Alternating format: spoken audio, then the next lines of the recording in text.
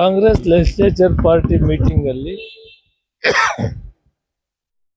ನಾವು ಇವತ್ತು ಮುಖ್ಯಮಂತ್ರಿನ ಆಯ್ಕೆ ಮಾಡುವಂಥ ಕಾರ್ಯಕ್ರಮ 4 ಗಂಟೆಗೆ ಮುಗಿದ ಮೇಲೆ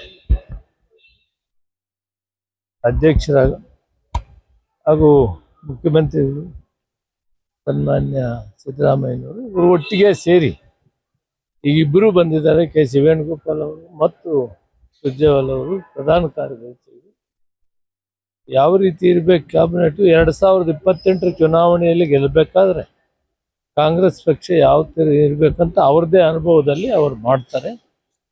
ಆದ್ದರಿಂದ ನಾವೆಲ್ಲ ಕೂಡ ಅವ್ರೇನು ತೀರ್ಮಾನ ಕೊಡ್ತಾರೆ ಹೈಕಮಾಂಡ್ ಅದಕ್ಕೆ ಬದ್ಧವಾಗಿರ್ತೇವೆ.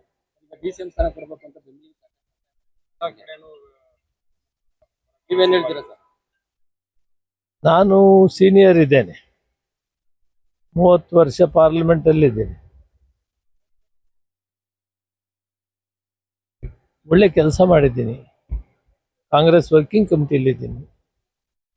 ಇವೆಲ್ಲವೂ ಗೊತ್ತಿದ್ರೂ ಕೂಡ ಈ ಸಂದರ್ಭಕ್ಕೆ ಏನು ಮಾಡಬೇಕು ಅನ್ನೋದನ್ನ ಹೈಕಮಾಂಡ್ ಬಿಡ್ತೀನಿ. ಹೈಕಮಾಂಡ್ ಏನು ತೀರ್ಮಾನ ತಗೊಳ್ತಾರೆ ಅದಕ್ಕೆ ನಾವು ಬದ್ಧವಾಗಿದ್ದೀವಿ. ಇಲ್ಲ, ನಾನು ಯಾವುದೂ ಕೇಳೋದಿಲ್ಲ. ಅವ್ರು ಏನು ಹೇಳ್ತಾರೆ ಅದನ್ನು ನಡ್ಕೊಳ್ಳೋಣ. ಪಕ್ಷ ಬಹಳ ದೊಡ್ಡದು. ಈ ಸಾರಿ ಈಗಿರುವಂಥ ಪರಿಸ್ಥಿತಿಗಳಲ್ಲಿ ನಾವೆಲ್ಲ ಒಗ್ಗಟ್ಟಾಗಿದ್ದು 2028ಕ್ಕೆ ಕಾಂಗ್ರೆಸ್ ಪಕ್ಷ ಬರಬೇಕು ಮತ್ತು ನಮ್ಮ ಶಿವಕುಮಾರ್ ಅವರ ಕೈಯನ್ನು ಬಲಪಡಿಸಬೇಕು. ಆ ಕೆಲಸ ಮಾಡೋಣ. ಶೀಘ್ರದಲ್ಲೇ ಅಧ್ಯಕ್ಷರದ್ದು ಕೂಡ ಪೂರ್ತಿ ಆಗ್ತದೆ. ಒಟ್ಟಿಗೆ ಇದ್ದು ಪಕ್ಷವನ್ನು 2028ರಲ್ಲಿ ಅಧಿಕಾರಕ್ಕೆ ತರುವಂಥ ಕೆಲಸವನ್ನ ಮಾಡೋಣ. ಅದೆಲ್ಲ ಹೈಕಮಾಂಡ್ ಗಮನದಲ್ಲಿದೆ.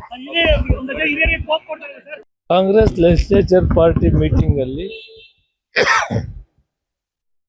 ನಾವು ಇವತ್ತು ಮುಖ್ಯಮಂತ್ರಿನ ಆಯ್ಕೆ ಮಾಡುವಂಥ ಕಾರ್ಯಕ್ರಮ 4 ಗಂಟೆಗೆ ಮುಗಿದ ಮೇಲೆ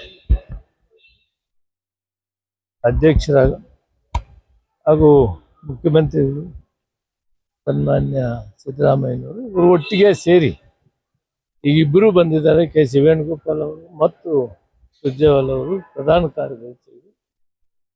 ಯಾವ ರೀತಿ ಇರಬೇಕು ಕ್ಯಾಬಿನೆಟ್ 2028 ಚುನಾವಣೆಯಲ್ಲಿ ಗೆಲ್ಲಬೇಕಾದ್ರೆ ಕಾಂಗ್ರೆಸ್ ಪಕ್ಷ ಯಾವ ಥರ ಇರಬೇಕಂತ ಅವ್ರದ್ದೇ ಅನುಭವದಲ್ಲಿ ಅವ್ರು ಮಾಡ್ತಾರೆ. ಆದ್ದರಿಂದ ನಾವೆಲ್ಲ ಕೂಡ ಅವ್ರೇನು ತೀರ್ಮಾನ ಕೊಡ್ತಾರೆ ಹೈಕಮಾಂಡ್ ಅದಕ್ಕೆ ಬದ್ಧವಾಗಿರ್ತೇವೆ.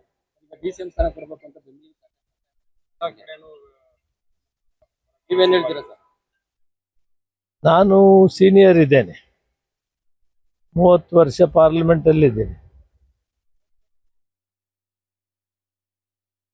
ಒಳ್ಳೆ ಕೆಲಸ ಮಾಡಿದ್ದೀನಿ, ಕಾಂಗ್ರೆಸ್ ವರ್ಕಿಂಗ್ ಕಮಿಟಿಯಲ್ಲಿದ್ದೀನಿ. ಇವೆಲ್ಲವೂ ಗೊತ್ತಿದ್ರೂ ಕೂಡ ಈ ಸಂದರ್ಭಕ್ಕೆ ಏನು ಮಾಡಬೇಕು ಅನ್ನೋದನ್ನ ಹೈಕಮಾಂಡ್ ಬಿಡ್ತೀನಿ. ಹೈಕಮಾಂಡ್ ಏನು ತೀರ್ಮಾನ ತಗೊಳ್ತಾರೆ ಅದಕ್ಕೆ ನಾವು ಬದ್ಧವಾಗಿದ್ದೀವಿ. ಇಲ್ಲ, ನಾನು ಯಾವುದೂ ಕೇಳೋದಿಲ್ಲ. ಅವ್ರು ಏನು ಹೇಳ್ತಾರೆ ಅದನ್ನು ನಡ್ಕೊಳ್ಳೋಣ. ಪಕ್ಷ ಬಹಳ ದೊಡ್ಡದು. ಈ ಸಾರಿ ಈಗಿರುವಂಥ ಪರಿಸ್ಥಿತಿಗಳಲ್ಲಿ ನಾವೆಲ್ಲ ಒಗ್ಗಟ್ಟಾಗಿದ್ದು 2028ಕ್ಕೆ ಕಾಂಗ್ರೆಸ್ ಪಕ್ಷ ಬರಬೇಕು ಮತ್ತು ನಮ್ಮ ಶಿವಕುಮಾರ್ ಅವರ ಕೈಯನ್ನು ಬಲಪಡಿಸಬೇಕು. ಆ ಕೆಲಸ ಮಾಡೋಣ. ಶೀಘ್ರದಲ್ಲೇ ಅಧ್ಯಕ್ಷರದ್ದು ಕೂಡ ಪೂರ್ತಿ ಆಗ್ತದೆ.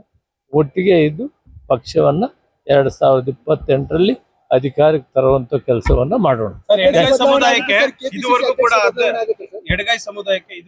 ಅದೆಲ್ಲ ಹೈಕಮಾಂಡ್ ಗಮನದಲ್ಲಿದೆ.